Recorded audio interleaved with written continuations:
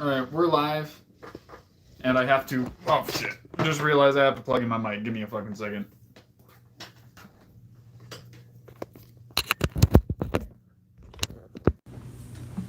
Alright, that's because we're a professional.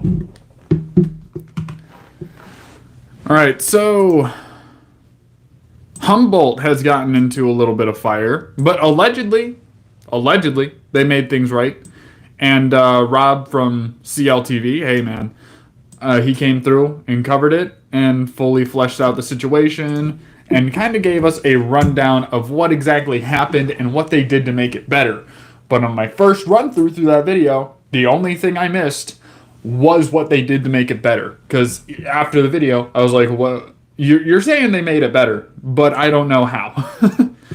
So we're going to actually react to that video. I'm not going to, again, I'm not going to go through the whole thing or anything. I'm not going to just blatantly rip his entire content. But we're going to go through, see what they did right, talk about what they did exactly. Content.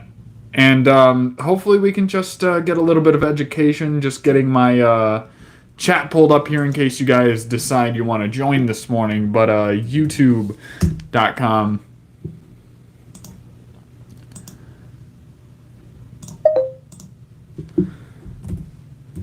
CLTV. Also, Timo, we know you exist. I don't give a shit about you, alright? No one cares about you. But, alright, we're going to pull up this Humboldt Seed Company, Triploid Controversy Part 2, They Made It Right, by CLTV. Well, it seems that my video worked. Also, we got our coffee. We got our cannabis. Welcome to Coffee with Cannabis. Let's fucking go. Humboldt Seed Company is listening. This video is for educational purposes only, YouTube. Geez, YouTube. Now, I know a lot of you probably saw that here in business, and I'm not going to be in a situation where I don't do right by the people. No, with Humboldt, it's important to do right by the people. Seemingly has gotten it's what they're all about, what we're all about. Nastier than I would want it to be.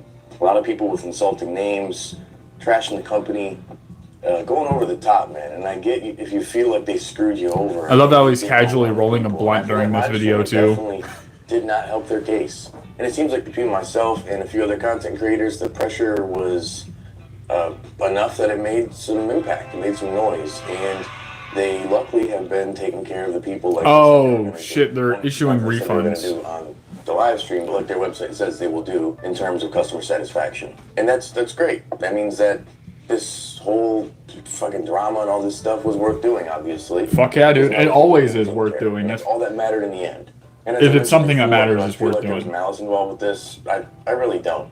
I just feel like these are two stoners who are learning to run a business at scale, who have been growers and farmers for years, and this is a new realm for them. The internet's a different place, obviously, and instead of people shredding them apart and trolling them, you know, we should try to be a little bit more accepting and educating and trying to help them on how to do this right. For the most part, their genetics are fire. This was a real letdown, massive letdown. But at the end of the day, if they can make it right for the people, I don't know, bad things happen. It happens with companies. Look at the first AC Infinity clip-on fan. Didn't do really well. Unfortunately, a lot of people had issues. I luckily didn't have that clicking noise with the oscillation feature, but a lot of others did. And what did they do? They replaced them. They took care of the people. They didn't even need to put out a statement. They just took care of the people immediately. And then the statement they did put out was saying, hey, we'll take care of the people. With that being said, this website situation, was this done with ill intention and utilized to cover up essentially a wrongdoing? Well, according to Ben, no, this was not the case. I spoke with him this morning, and he was essentially telling me that this was an oversight by the web developer, essentially saying they changed the graphic on the listing, so it would be a default listing, it would show a different graphic. Well, with WooCommerce, a former web developer and still currently develop my own websites, WooCommerce isn't a graphic change, it's a price change, and there's usually not a default out-of-stock price change, so I don't know. I'm not saying he's lying, but I'm saying that that does not make a whole lot of sense. And when it came down to it, I did get a little bit of pushback overall. And by the end of my long-winded message to him, he says, how would you like to see us address it? Take responsibility. I think that would have really eliminated all of this. That's pretty much it. Wouldn't even a video for me initially. Honestly, 420 Things first video probably wouldn't even happen either. Had he gotten an email saying, well, we've realized that these are... It's really hard I'm not trashing anybody. Disclaimer. I'm not trashing anybody. I'm not talking any shit. I know it's really complicated to run a business. I mean, I run this, and this is super complicated, and all I'm doing is fucking talking to a camera and reaching out to people and trying to educate people. But running an actual full-fledged business where you have your own website and you're selling product to people and you are networking with other people to get things set up properly, it can be very difficult and things can get lost in translation. So as far as that, I completely understand. Like when the web developer was talking to the seed guy about how the website's being set up and how it's being changed, a lot of things could have been lost in translation in the game of telephone between the website to the breeder to Rob from CLTV. Things could have got mismatched. Something could have been misheard or missaid.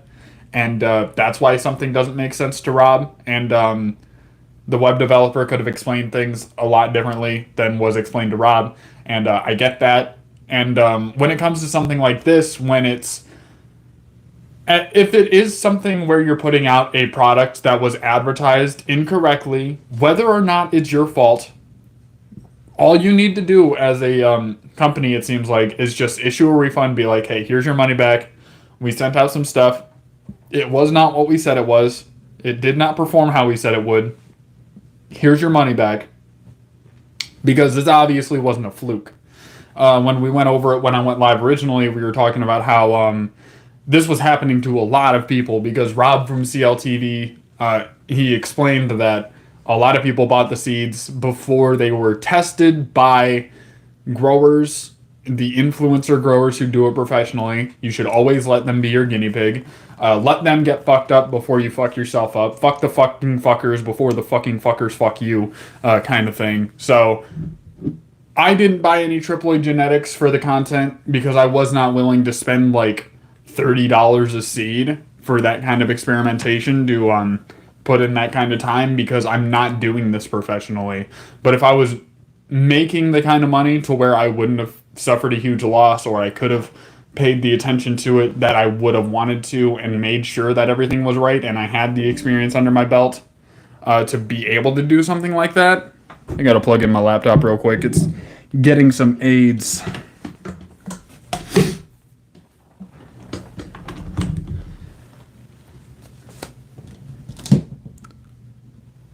But yeah, I would have loved to do something with the triploid genetics, but it doesn't seem like they're there yet. They're leggy, potentially could have intersex traits, and may be something that you would consider getting a refund for or changing up if you had bad experience. Simple, done, boom. It's done. That's it. End the video. No, but seriously though, what it boils down to is just accountability. At the end of the day, had Ben and Nat just been more accountable for the actions, I think the people wouldn't have been so mad, myself included. Now, as time's going on, we got a day or two in between this, it seems like they're starting to, whether this because of the pressure from the people or because ethically they just feel they needed to do it. Who knows? The main point is when it... Yeah, okay, so basically my final thought is, yeah, take accountability for your actions. You shouldn't send out genetics that you haven't had tested at a mass scale. If you need to, look into test growers, send them some free seed, make sure that it's going to perform in other environments. Because if you're growing like 75 seeds or 120 seeds or 500 seeds at a huge scale, but they're all in the same or super similar environments, that's only going to give you a narrow scope of what the genetics can actually do and how they're going to express themselves in an environment. So I would say... Excuse me. I would say to anyone getting into the breeding space, if you want to do it professionally, I would say link up with some quality growers. Maybe you have like 10 growers send them a couple of seeds. Be like, yo, grow like 3 of these out. Let me know how it goes, whether they're feminized, regular, triploid, whatever, autoflower, who cares. Send them out. Be like, hey, tell me how these grow in your environment. Give me your stats. Send me some pictures. Show me what you're doing. And make sure that they're stable before you actually send anything out. That's going to be your best bet. But I mentioned, I feel like I'm repeating a lot of information, but people like to jump on trends and push out the new best thing before it's actually ready or quality to actually set up. And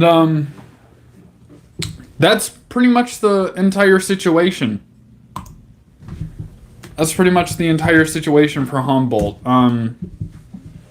It looks like they got it figured out. And I don't know if it's going to perform better outdoors because now they have it scheduled for outdoors or something like that. We could actually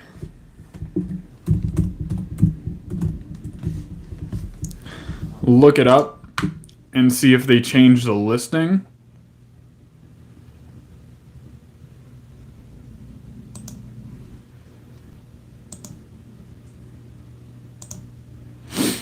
Because they were doing the donuts one, donuts triploid. Which again, it looks really good. Like, I'm super impressed with it. With the pictures they're showing of this genetic, it looks super frosty. It looks like a nice green and purple color.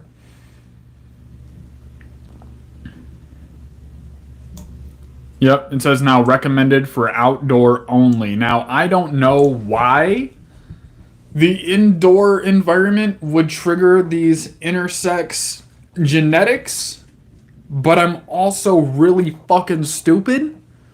Natural techniques and selective pressures is not GMO.